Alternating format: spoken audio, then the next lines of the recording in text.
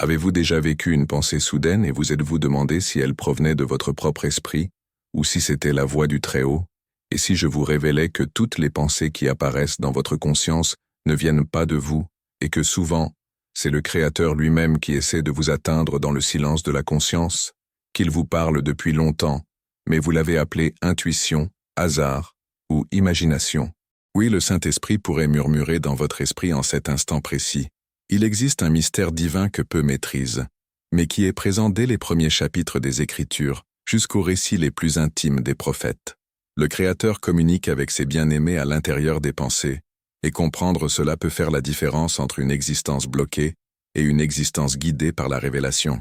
Il y a un secret caché derrière la manière dont le Très-Haut communique, un secret ignoré par beaucoup, mais accessible à ceux qui désirent une intimité véritable avec le Père. Le Créateur n'est pas silencieux. C'est nous qui n'avons pas appris à entendre le son qui vient de l'invisible. C'est pourquoi, dans ce contenu, vous entreprendrez un voyage profond et transformateur, où nous explorerons comment le Seigneur se manifeste à l'intérieur de votre conscience. Nous parlerons de discernement, de pureté de pensée, de signaux internes, de convictions soudaines et de sensations qui n'ont pas d'explication humaine, mais qui portent le sceau du firmament. Vous découvrirez comment identifier ce qui vient du Créateur, ce qui vient de la chair et ce qui est un piège spirituel.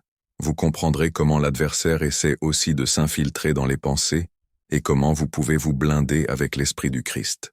Si vous regardez jusqu'à la fin, vous pourrez développer un nouveau niveau de sensibilité spirituelle. Vous cesserez de dépendre uniquement de voix extérieures et commencerez à percevoir quand le Très-Haut lui-même vous instruit dans le silence. Et je veux vous dire avec toute conviction, l'avant-dernière leçon de ce contenu pourrait contenir la clé qui débloquera la direction que vous avez tant cherchée.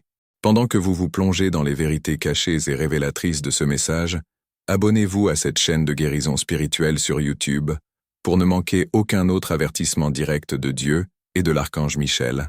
Devenez membre de cette chaîne si vous désirez recevoir des messages encore plus intimes dirigés exclusivement vers vous.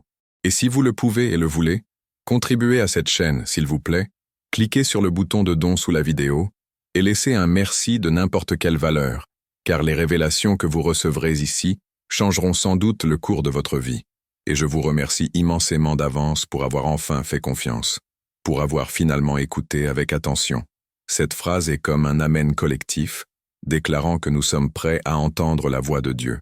Combien de fois avez-vous prié en demandant une réponse, une direction, un signe? Et si c'était la forme que Dieu a choisie pour vous répondre, peut-être quelqu'un est sur le point d'abandonner. Préparez votre cœur. Éteignez les distractions. Ce que vous êtes sur le point d'entendre pourrait changer la façon dont vous vivez votre foi à partir de maintenant. Commençons notre étude. L'appel de Samuel. Quand Dieu parle dans le silence de la nuit, imaginez-vous allongé en silence. La maison dort, le monde est calme et soudain une pensée envahit votre esprit comme un murmure qui ne s'arrête pas. Samuel. Mais vous ne vous appelez pas Samuel, n'est-ce pas? Eh bien, peut-être pas avec ce nom, mais l'histoire de ce jeune prêtre porte un secret que Dieu veut vous révéler maintenant. Dans 1 Samuel chapitre 3, nous lisons l'histoire d'un enfant, nommé Samuel, qui servait dans le temple sous la supervision du prêtre Élie. Il était encore jeune, inexpérimenté et n'avait jamais reconnu la voix de Dieu, jusqu'à ce qu'un matin silencieux, Dieu commence à lui parler, non avec des tonnerres ou des visions, mais avec une voix qui ressemblait à une simple pensée, confondable avec l'appel d'un homme. Samuel entendit son nom et pensa que c'était Élie. Il courut vers lui et dit « Me voici ». Élie, confus, répondit qu'il ne l'avait pas appelé. Cela se produisit 3 fois. Ce n'est qu'à la 3e fois qu'Élie comprit. Le Seigneur parle à l'enfant. Et voici la clé. Dieu parla à Samuel à l'intérieur de la pensée. Ce n'était pas une voix que les autres pouvaient entendre. Ce n'était pas une manifestation extérieure. C'était quelque chose qu'il perçut intérieurement, quelque chose qui semblait même être sa propre conscience. Cela nous enseigne que Dieu communique souvent de manière si subtile que seule la sensibilité spirituelle peut l'identifier. Combien de fois avez-vous eu une pensée comme « Ne prends pas ce chemin, appelle cette personne maintenant, ne fais pas confiance à cet environnement » ou soudain, un verset vient à votre esprit avec force et clarté, comme si quelqu'un lisait en vous. Non, ce n'est pas une coïncidence. C'est le Saint-Esprit qui agit dans votre champ de perception. Dieu vous parle à l'intérieur de votre pensée, mais votre cœur doit être accordé à lui pour le reconnaître. Samuel servait dans le temple. C'est important. Il était positionné dans un lieu où Dieu parle. Même s'il n'avait pas un discernement total, l'environnement spirituel autour de lui le préparait déjà à entendre. Cela signifie qu'il ne suffit pas d'avoir des oreilles. Il faut être au bon endroit avec le bon esprit. Élie, malgré ses failles, aida Samuel à comprendre ce qui se passait. Parfois, Dieu utilise même ceux qui sont spirituellement endormis pour vous enseigner quelque chose. Élie représente ces figures spirituelles qui n'entendent plus Dieu comme avant, mais qui savent encore reconnaître quand il appelle quelqu'un de nouveau. Alors, la question est, qui vous aide à comprendre les pensées qui viennent de Dieu? Qui est votre Élie? Ou essayez-vous d'interpréter tout seul et c'est pour cela que vous vous sentez confus? Mais voici le réconfort. Même sans savoir que c'était Dieu, Samuel répondit. Il se leva, bougea, chercha à comprendre, et Dieu vit cela. Le Seigneur n'attend pas la perfection au début. Il cherche un cœur sensible et obéissant. Dieu ne cherche pas seulement celui qui entend, il cherche celui qui répond. Et à la fin de l'expérience, Samuel apprit à dire l'une des phrases les plus puissantes de la Bible. « Parle, Seigneur, car ton serviteur écoute. » Cela doit aussi être votre prière à partir d'aujourd'hui, car Dieu parle déjà. Il utilise des pensées, des impressions, des idées spontanées, des intuitions spirituelles. Mais maintenant, avec les yeux ouverts, vous serez capable de discerner ce qui vient d'en haut et ce qui est une distraction de l'âme. L'histoire de Samuel est le point de départ, et nous prépare à l'étape suivante, quand les pensées qui viennent de Dieu ne sont pas seulement des murmures d'instruction, mais des urgences de mission, comme nous le verrons dans l'histoire d'un homme qui résista à ses pensées et faillit tout perdre. Jonas, quand la pensée de Dieu confronte votre volonté, il y a des moments où ce que Dieu dit en vous ne apporte pas de réconfort, mais de la confrontation. Quand le Seigneur parla à Jonas, la Bible dit simplement « La parole du Seigneur fut adressée à Jonas, fils d'Amittai. Lève-toi, va à Ninive, la grande ville, et prêche contre elle, car sa méchanceté est montée jusqu'à moi. » Jonas 1, 1, 2. Mais notez, il n'y eut pas de tonnerre, pas de vision, pas de manifestation spectaculaire. Il y eut une parole intérieure, un commandement ferme, clair et totalement indésirable. Combien de fois avez-vous ressenti en vous une pensée qui confrontait directement votre volonté, une direction qui vous sortait du confort, une idée insistante que vous devriez faire quelque chose qui n'avait pas de sens humain, mais qui ne sortait pas de votre tête? C'est le schéma de la parole de Dieu. Quand il nous appelle à quelque chose de grand, il confronte, il ne caresse pas, il dérange. Il vous envoie à Ninive quand vous voulez rester à Jaffa. Il vous envoie réconcilier quand vous voulez vous venger. Il vous envoie commencer quelque chose quand vous voulez arrêter ou encore arrêter quelque chose que votre cœur insiste à continuer. Jonas entendit Dieu dans son esprit, sentit le poids du commandement, mais fit ce que beaucoup d'entre nous faisons. Il fuit. Il partit dans la direction opposée, acheta un billet pour Tarsis et embarqua. Mais même sur le bateau, la pensée ne sortit pas de lui. La tempête dehors n'était qu'un reflet de l'agitation intérieure de l'âme. La science nous montre que l'esprit humain est malléable. Quand nous sommes dans des états émotionnels élevés, nos pensées tendent à se répéter comme des patterns neuronaux. Cela signifie qu'une pensée divine peut devenir une urgence interne incontrôlable jusqu'à ce que vous obéissiez. C'est de la neuroscience et c'est aussi de l'esprit. Ce qui est le plus intéressant, c'est que Jonas, même en essayant de fuir, ne perdit jamais la conscience de ce que Dieu avait dit. Au fond, il le savait, et c'est pour cela qu'il dormait pendant la tempête, non par paix, mais par épuisement spirituel. L'esprit de celui qui fuit Dieu se fatigue en essayant de faire taire ce que le ciel a déjà décrété. Mais Dieu, dans sa grâce, utilisa la crise pour réaligner le but. Le poisson qui avala Jonas ne fut pas un châtiment, ce fut la miséricorde de Dieu, créant un espace où le prophète ne pouvait plus fuir ses propres pensées. 3 jours sans distraction, seulement lui et la voix qui ne cessait d'échoer en lui. Avez-vous déjà été dans cet endroit où tout autour de vous se ferme et le seul son qui reste est la direction que vous avez essayé d'ignorer? C'est de l'amour. C'est Dieu qui lutte pour vous-même quand vous luttez contre lui. Dans le ventre du poisson, Jonas prie et en priant reconnaît. Quand ma vie s'éteignait, je me souvins du Seigneur. Jonas 2,7.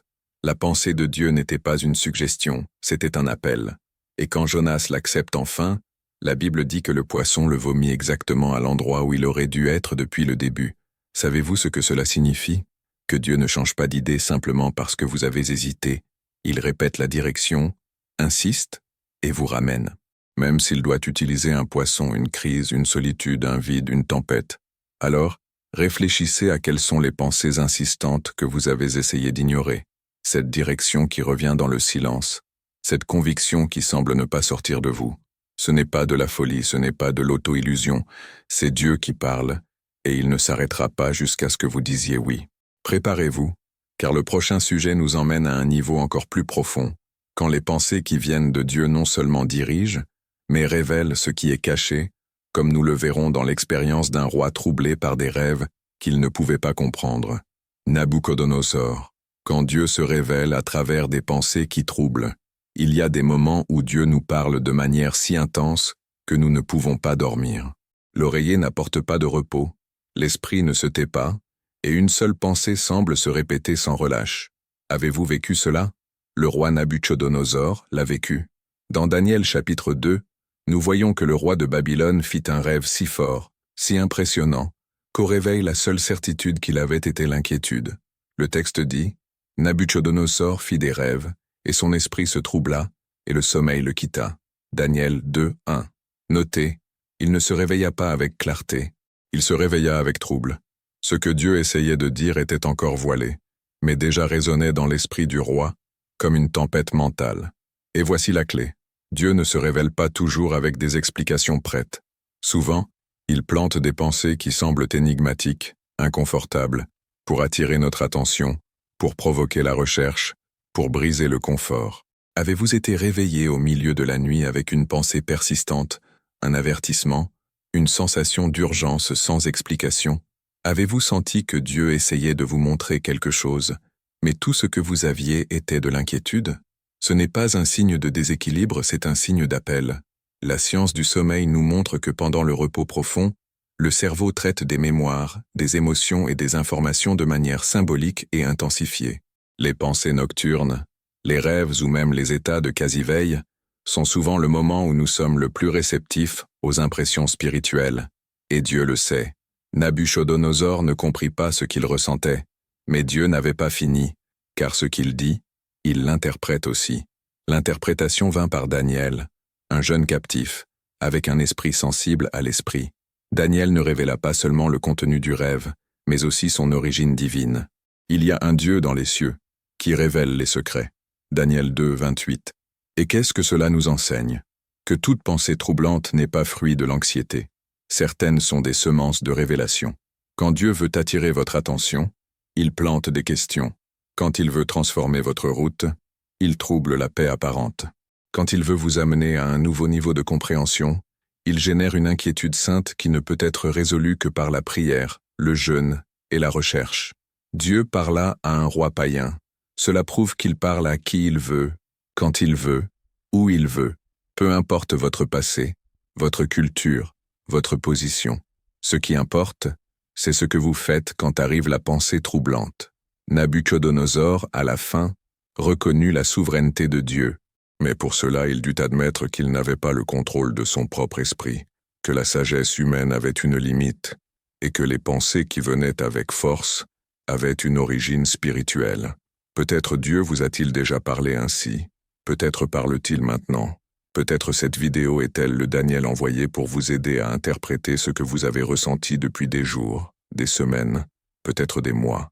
N'ignorez pas les pensées persistantes qui semblent venir de nulle part. Elles peuvent contenir un avertissement, une promesse, une réponse. Dieu utilise l'esprit comme un champ de révélation, et quand il ne trouve pas d'oreilles ouvertes, il murmure dans la pensée jusqu'à ce que l'âme s'incline. Et maintenant, dans les prochaines minutes, vous verrez que Dieu non seulement plante des pensées, mais donne la sagesse pour les gérer, comme nous le verrons dans la vie d'un homme qui a appris à discerner chaque idée comme une possible instruction divine. Salomon. Quand Dieu donne la sagesse pour discerner les pensées, avez-vous déjà pensé que la vraie sagesse spirituelle ne réside pas dans le fait de penser beaucoup, mais de penser avec discernement? Salomon ne fut pas l'homme le plus sage de l'histoire seulement parce qu'il accumulait de la connaissance, mais parce qu'il apprit à reconnaître quand une pensée venait de Dieu et quand elle venait du cœur humain.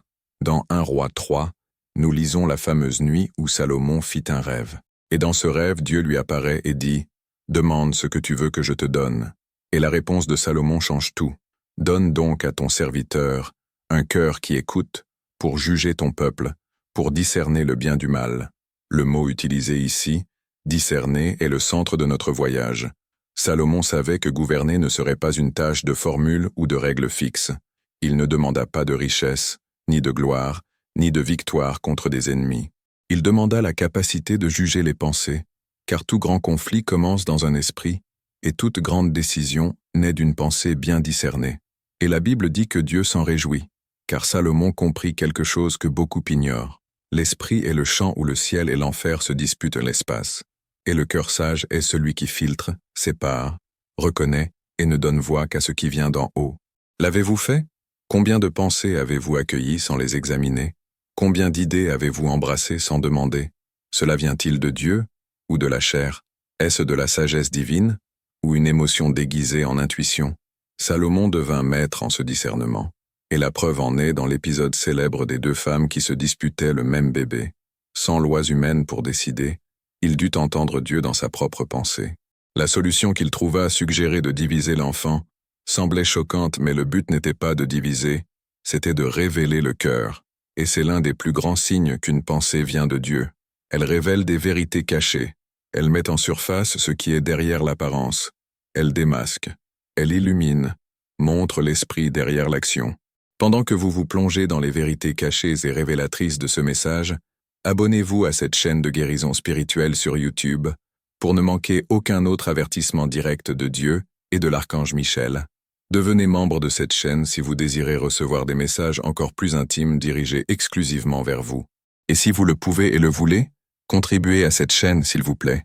Cliquez sur le bouton de don sous la vidéo et laissez un merci de n'importe quelle valeur, car les révélations que vous recevrez ici changeront sans doute le cours de votre vie.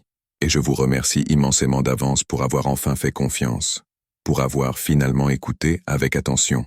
La science cognitive moderne a déjà démontré que le cerveau humain possède des mécanismes de décision qui opèrent à des niveaux profonds, même inconscients. Beaucoup de nos intuitions naissent d'interactions entre expériences, émotions et mémoires anciennes. Mais ce que la science ne peut pas encore expliquer complètement, c'est comment certaines décisions sont prises avec une précision surnaturelle, telles qu'elles ne peuvent s'expliquer que par la présence de quelque chose ou quelqu'un de plus grand. Ce quelque chose de plus grand est le Saint-Esprit. Il agit dans votre esprit. Il vous donne du discernement. Il vous fait penser comme Dieu pense. Salomon n'entendit pas seulement Dieu, il pensait avec Dieu. Et cela est disponible pour vous aujourd'hui. Comment? En vous remplissant de la parole, en ayant une vie de prière sincère, non seulement parlée, mais aussi silencieuse. En méditant? Oui. La méditation chrétienne existe. C'est quand vous laissez la voix de Dieu couler sur vos pensées, en filtrant chacune d'elles sur la base de la vérité biblique. Et quand vous commencez à le faire, quelque chose se produit. Vous cessez d'être esclave des pensées et passez à les gouverner. La sagesse n'est pas l'absence de doute, c'est la domination sur les doutes. C'est comprendre que toute pensée n'est pas un péché, mais que toute pensée a besoin d'examen. Et comme le dit 2 Corinthiens 10:5, nous devons amener captive toute pensée à l'obéissance du Christ. Salomon devint un canal de justice parce qu'il apprit à entendre ce qui venait d'en haut avant de prêter attention à sa propre logique. Et vous pouvez vivre la même chose. Oui, Dieu peut faire de vous quelqu'un avec une pensée guérie, alignée, spirituelle et puissante. Dans la prochaine étape, nous verrons qu'au-delà du discernement des pensées, il y a des moments où Dieu répond littéralement à des questions au moment exact où elles surgissent dans notre esprit, comme nous le verrons dans une rencontre impressionnante entre Jésus et un groupe d'hommes qui n'ont rien dit à voix haute, mais qui furent complètement démasqués, Jésus et les pharisiens.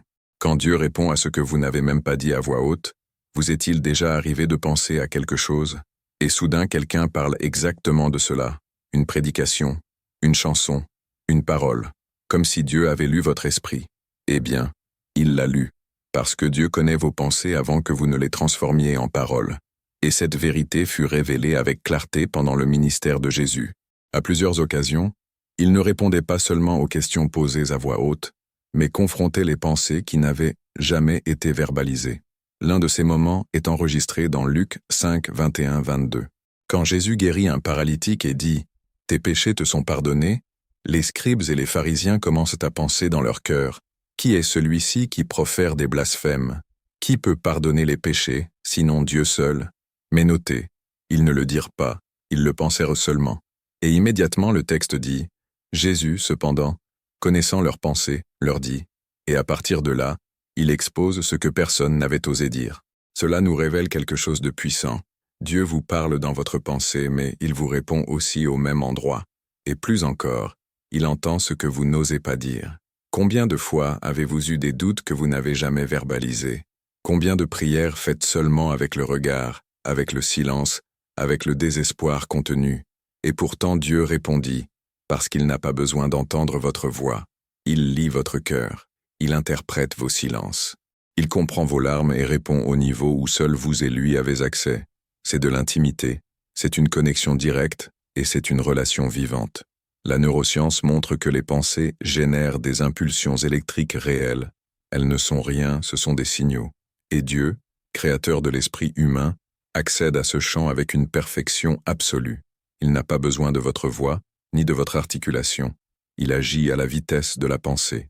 Jésus confrontait des pensées secrètes avec des paroles publiques, non pour humilier, mais pour exposer la vérité cachée. Parce que tandis que les pharisiens se cachèrent derrière des apparences, Jésus allait droit au cœur et fait la même chose avec nous. Parfois vous pouvez juger quelqu'un mentalement, et une parole dans le culte vous confronte. Vous pouvez être découragé, et une chanson apporte exactement l'espérance qui manquait. Vous pouvez être dans le doute et une vidéo comme celle-ci vous trouve comme réponse. Rien de tout cela n'est fortuit. C'est Dieu qui se meut dans le champ invisible de l'esprit. Et plus encore, cela montre que même vos conflits internes ne vous éloignent pas de lui. Au contraire, c'est dans ces moments qu'il se rapproche le plus. Mais attention, si Dieu répond aux pensées, c'est parce qu'il attend de vous une responsabilité avec ce que vous pensez. Il veut que vous ameniez vos pensées à la lumière pour que l'ennemi n'ait pas d'espace dans l'obscurité de votre esprit. Combien de chrétiens sont en guerre silencieuse dans leur propre tête, pensant que Dieu répond seulement à ce qui est dit en prière formelle? Mais non, il est attentif à ce que vous n'avez pas le courage de dire. Et aujourd'hui, il vous montre qu'il a déjà tout entendu, et pourtant, il a choisi de vous aimer. Dans la prochaine leçon, nous nous plongerons dans un moment impressionnant où un homme fut guidé par Dieu sans entendre une seule parole, seulement en sentant un fort impulsion en lui, comme si une idée avait été plantée par une main invisible. C'est quand nous comprendrons le pouvoir des pensées inspirées par le Saint-Esprit. Philippe et l'eunuque. Quand le Saint-Esprit plante une pensée avec une direction précise, il y a des moments où une pensée surgit si clairement en nous qu'il est impossible de l'ignorer. Ce n'est pas un raisonnement logique, ce n'est pas une idée commune. C'est comme si quelque chose ou quelqu'un avait inséré une instruction directement dans notre conscience. C'est exactement ce qui arriva à Philippe. Dans Actes 8, 26-29, la Bible nous raconte qu'un ange du Seigneur parla à Philippe et le dirigea jusqu'au chemin désert, qui descendait de Jérusalem à Gaza. Mais le moment le plus impressionnant vient juste après. L'Esprit dit à Philippe, « Approche-toi et accompagne ce char. » Cela semble simple, mais ça ne l'est pas. Pensez avec moi. Philippe marche dans un lieu désert. Soudain, il voit un homme étranger, riche, voyageant dans un char, et sent en lui une pensée avec une direction très spécifique. Approche-toi de lui et obéis sans tout comprendre, sans questionner, sans connaître le résultat. C'est la marque de la pensée inspirée par Dieu. Elle porte une direction, pas nécessairement une explication. Elle ne répond pas à toutes les questions, mais elle vous pousse au centre de la volonté divine. Et quand Philippe s'approche, il perçoit que cet homme, l'eunuque éthiopien, lisait le prophète Ésaïe, mais ne comprenait pas ce qu'il lisait. Dieu avait déjà préparé la scène. La pensée que Philippe reçut était la clé qui ouvrirait une porte déjà entr'ouverte. Dieu agit ainsi. Il plante des pensées en vous pour répondre à des prières que vous ne connaissez même pas. Pendant que quelqu'un crie pour de la compréhension, Dieu lève une autre personne avec une pensée inspirée et les deux se rencontrent au milieu du chemin. Avez-vous ressenti cela? Une impulsion intérieure de parler à quelqu'un, d'envoyer un message, d'aller à un endroit spécifique, d'aider quelqu'un apparemment au hasard? Et ensuite vous avez perçu que c'était exactement ce dont cette personne avait besoin. C'est le Saint-Esprit qui agit dans votre esprit, non comme une voix audible, mais comme une pensée directionnelle. Et savez-vous ce qui impressionne le plus? Philippe n'hésite pas. Il court, s'approche, demande « Comprends-tu ce que tu lis ?» C'est le schéma de celui qui vit dans la sensibilité spirituelle. Il obéit même sans tout comprendre, car il sait que Dieu révèle l'étape suivante quand vous faites la première. Et il y a un détail puissant. L'eunuque lisait justement la prophétie sur Jésus, comme l'agneau mené à l'abattoir. C'est-à-dire, Dieu travaillait déjà dans le cœur de cet homme avant que Philippe ne l'atteigne. La mission de Philippe commença avec une pensée, une impulsion, une direction intérieure et se termina par une conversion. L'eunuque croit, est baptisé, et s'en va de là plein de joie. La science appelle cela un insight soudain, une idée qui apparaît sans avertissement, mais avec clarté et force. Mais celui qui vit dans l'esprit sait que ces insights ne viennent souvent pas de l'esprit humain, ils viennent de l'esprit de Dieu qui souffle dans le nôtre. Avez-vous prêté attention à ces pensées? Avez-vous obéi quand l'esprit vous meut intérieurement sans signaux extérieurs? Ne sous-estimez pas les pensées qui surgissent accompagnées de paix, de conviction et de but. Elles peuvent être des instructions du ciel, et votre obéissance peut changer le destin de quelqu'un. Préparez-vous, car la prochaine leçon révélera ce qui se passe quand vous ne recevez pas seulement des pensées de Dieu, mais commencez à vivre un esprit complètement renouvelé et gouverné par l'esprit. Le type d'esprit qui non seulement entend, mais vit ce que Dieu pense, l'esprit du Christ, quand vos pensées sont transformées par la présence de Dieu. Avez-vous déjà imaginé ce que ce serait de penser comme Jésus pense? Non seulement essayer de suivre ses pas, mais d'avoir le même esprit, la même perspective, la même façon de percevoir le monde, les gens, et même vos propres luttes. Ce n'est pas une idée abstraite, c'est une invitation réelle. Dans 1 Corinthiens 2:16, Paul écrit quelque chose de surprenant. Nous, cependant, nous avons l'esprit du Christ. Nous ne l'aurons pas, nous n'attendons pas de l'avoir, mais nous l'avons. Cela signifie que quand nous sommes en communion profonde avec l'esprit, nos pensées passent à être modelées par un standard céleste. Mais comment cela se produit-il? La transformation de l'esprit commence quand vous abandonnez le contrôle de votre propre logique et vous soumettez au discernement spirituel, quand vous cessez d'interpréter tout sur la base de vos expériences passées, blessures, peurs ou désirs, et permettez que le Saint-Esprit reconstruise votre façon de penser. C'est comme si Dieu reconfigurait le système d'exploitation de votre esprit. Romains 12:2 le confirme. Transformez-vous par le renouvellement de votre esprit, afin que vous discerniez quelle est la volonté de Dieu, bonne, agréable et parfaite. Notez, la volonté de Dieu ne se comprend pleinement que par un esprit renouvelé. Cela explique pourquoi souvent, même en priant et en cherchant, nous restons encore confus, car nous voulons comprendre les pensées de Dieu avec un esprit encore prisonnier des patterns du monde. Mais quand l'esprit est renouvelé, les pensées changent, et avec elles changent aussi les émotions, les décisions, les habitudes. Vous commencez à aimer qui semblait impossible à aimer, à pardonner avec légèreté, à avoir de la patience au lieu de réactions impulsives, à sentir la paix au milieu du chaos, à faire confiance même quand rien ne semble avoir de sens. Tout cela commence dans l'esprit. La neuroscience affirme aujourd'hui que le cerveau est plastique, c'est-à-dire qu'il peut changer. Les pensées fréquentes créent des connexions et avec le temps deviennent des chemins naturels. Cela signifie que si vous permettez que les pensées de Dieu deviennent fréquentes dans votre esprit, elles deviendront le nouveau standard. Et c'est exactement ce que le Saint-Esprit désire, planter en vous des pensées divines jusqu'à ce qu'elles deviennent votre façon de penser. Ce renouvellement ne se produit pas dans un culte émotionnel. Il se produit dans le secret, dans l'étude de la parole, dans la prière quotidienne, dans la méditation biblique, dans le silence consacré. C'est une transformation progressive mais réelle. Et quand cet esprit commence à se former en vous, Dieu n'a plus besoin de crier. Un murmure suffit déjà, car vous reconnaissez immédiatement ce qui vient de lui. Votre esprit vibre avec les vérités du ciel. Vous apprenez à juger toutes choses spirituellement, comme le dit Paul dans 1 Corinthiens 2. Et voici la partie la plus profonde. Dieu ne veut pas seulement vous parler, il veut penser en vous. Il veut utiliser votre esprit comme instrument de révélation, de sagesse, de créativité et de foi. Et quand cela se produit, vous devenez la réponse à la prière de quelqu'un. Vous passez à transmettre les pensées de Dieu dans les conversations, les décisions, les attitudes. L'Esprit du Christ est plus qu'un concept. C'est un style de vie, un état d'écoute constante, une syntonie fine avec le ciel. Et maintenant, dans la prochaine et dernière enseignement, avant la clôture, nous contemplerons le pouvoir qui existe quand quelqu'un vit si plein de l'Esprit de Dieu, que même ses pensées deviennent des armes spirituelles contre le mal.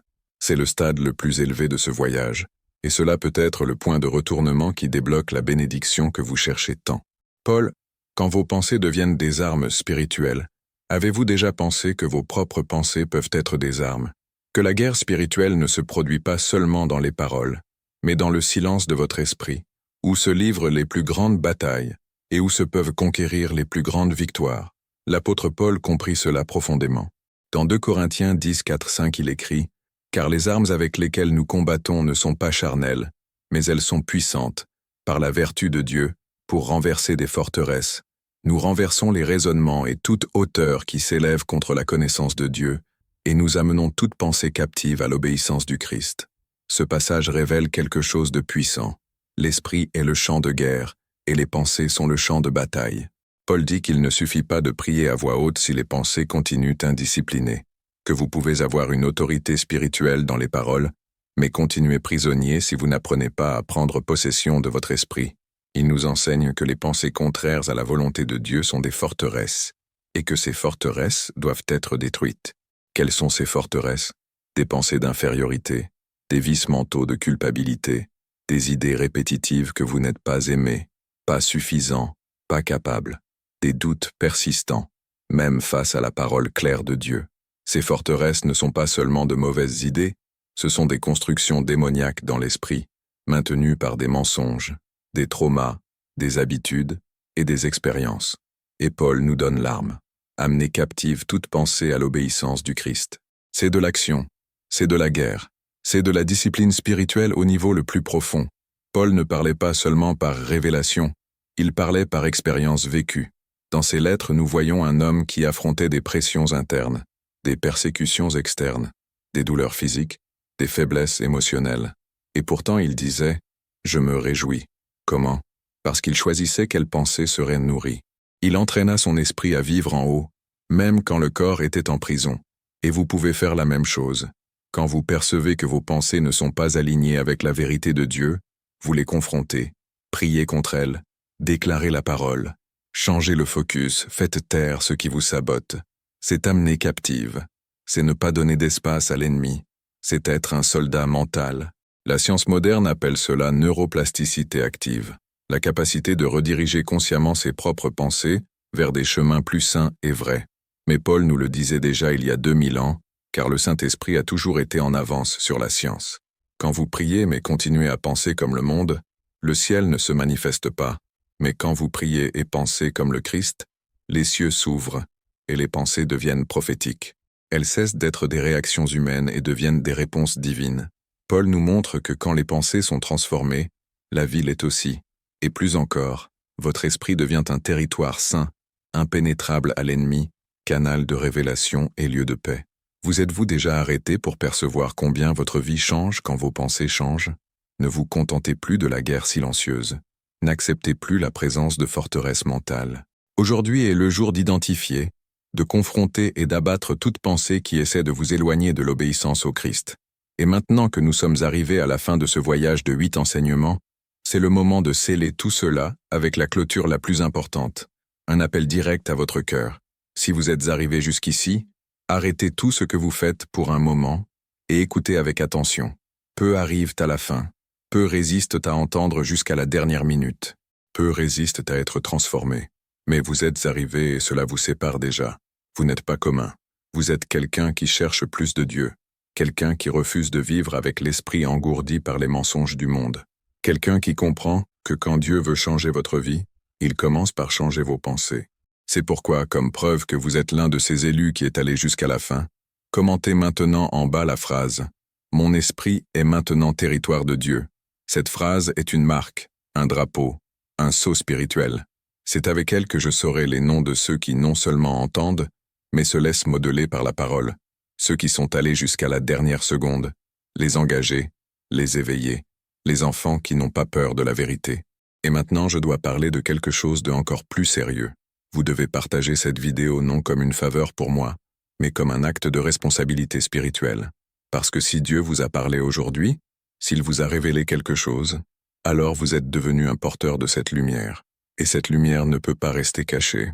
Imaginez une ville qui sombre dans l'obscurité et vous avec une torche allumée à la main, et pourtant passant à côté des gens en silence, avec la lumière cachée sous le manteau. C'est ce qui se passe quand vous regardez, êtes édifiés, mais ne partagez pas. Cette vidéo peut être la réponse de quelqu'un qui est au bord d'une crise mentale, peut-être le salut d'un chrétien qui pense devenir fou, quand en réalité, il entend Dieu parler dans l'esprit. Peut-être le secours de quelqu'un qui ne sait plus ce qu'est la voix de Dieu et a besoin de direction. Et si vous cessez de partager par honte, peur ou paresse, vous cacherez la vérité que le Seigneur vous a confiée. Ne soyez pas seulement un consommateur de contenu spirituel. Soyez un canal, soyez un messager, soyez un pont. Et si vous ne vous êtes pas encore abonné à la chaîne, arrêtez maintenant et réfléchissez avec moi. Vous demandez une direction à Dieu. Vous demandez qu'il parle avec vous. Vous clamez pour du discernement. Mais comment voulez-vous entendre Dieu si vous refusez de vous approcher de la source? Maintenant, avant que vous ne partiez, je vous demande une dernière chose. Restez immobile pendant quelques minutes. Ne fermez pas la vidéo encore. Ne retournez pas au bruit du monde. Laissez le Saint-Esprit compléter ce qu'il a commencé. Utilisez ces minutes pour louer en silence, pour remercier, pour dire « Seigneur, parle-moi encore plus ». Maintenez cette connexion jusqu'à la dernière seconde. Ne rompez pas ce qui a été créé ici, car ce que vous ressentez maintenant est réel. C'est de la paix, c'est de la présence. Fermez les yeux, respirez profondément, et dites seulement « Merci, Seigneur, mon esprit est à toi. Parle, et j'écouterai. » Nous nous voyons dans la prochaine vidéo. Restez ferme, restez sensible, restez en Christ. Abonnez-vous à cette chaîne de guérison spirituelle sur YouTube pour ne manquer aucun autre avertissement direct de Dieu et de l'archange Michel. Devenez membre de cette chaîne si vous désirez recevoir des messages encore plus intimes, dirigés exclusivement vers vous. Et si vous le pouvez et le voulez, contribuez à cette chaîne s'il vous plaît. Cliquez sur le bouton de don sous la vidéo et laissez un merci de n'importe quelle valeur, car les révélations que vous recevrez ici changeront sans doute le cours de votre vie. Et je vous remercie immensément d'avance pour avoir enfin fait confiance, pour avoir finalement écouté avec attention.